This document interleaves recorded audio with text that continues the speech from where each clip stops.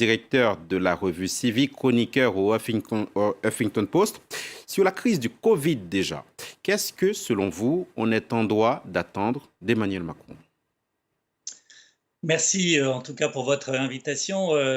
C'est vrai que nous sortons d'une période qui était une épreuve pour notre pays comme pour bien d'autres dans le monde, cette période de confinement qui a duré 2 mois. Et une première étape a eu lieu depuis le 11 mai, date décidée par le président de la République Emmanuel Macron pour la première phase de déconfinement. Donc il s'agira de faire un bilan sur le plan sanitaire. Sans doute va-t-il saluer le comportement très majoritaire des Français. Ces Français ont été civiques quelque part, ils ont été très disciplinés malgré certaines parfois accusations sur leur caractère réfractaire. Et en fait, cette période a montré qu'il y avait une discipline particulière de chacun. Et finalement, chacun a compris que l'interdépendance avec les autres avait un sens très particulier et que le jeu rejoignait le nous collectif. Et c'est sans doute quelque chose d'intéressant pour l'avenir aussi, pour l'après-Covid. On voit qu'il y a maintenant une nouvelle urgence. Après l'urgence sanitaire, il faut faire face à une urgence économique et sociale.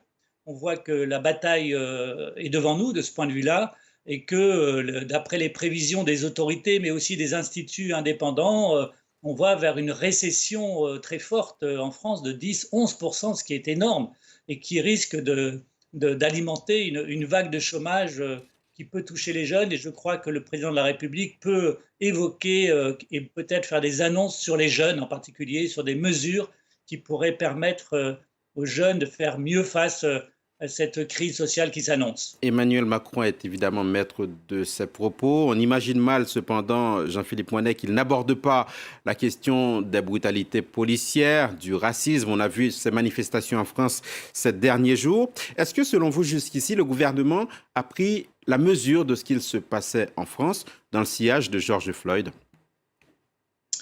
Alors, je pense qu'il y a eu une certaine mesure prise par le ministre de l'Intérieur, qui lui est d'ailleurs reproché par certains syndicats de policiers, quand il a parlé très rapidement quand même de tolérance zéro concernant des actes racistes au sein de l'institution policière.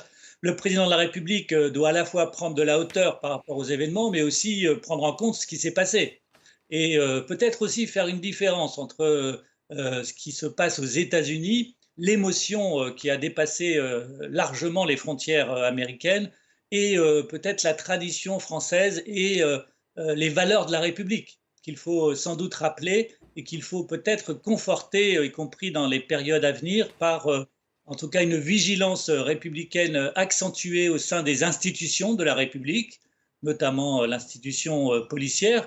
Éviter aussi les généralisations parce que il est vrai que des personnes peuvent être en faute et doivent être sanctionnées peut-être plus exemplairement, plus fermement, sans pour autant généraliser l'accusation à l'ensemble de l'institution policière, qui serait une autre forme d'injustice finalement.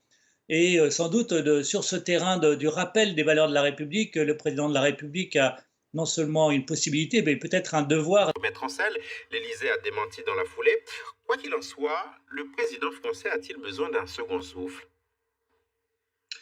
Oui, tout président, un peu plus que la moitié de son mandat, a besoin d'un second souffle. On sait que les défiances des Français a pu toucher très vite les trois précédents, que ce soit même Jacques Chirac a été l'objet de défiance et de protestations, Nicolas Sarkozy et François Hollande aussi, voire surtout.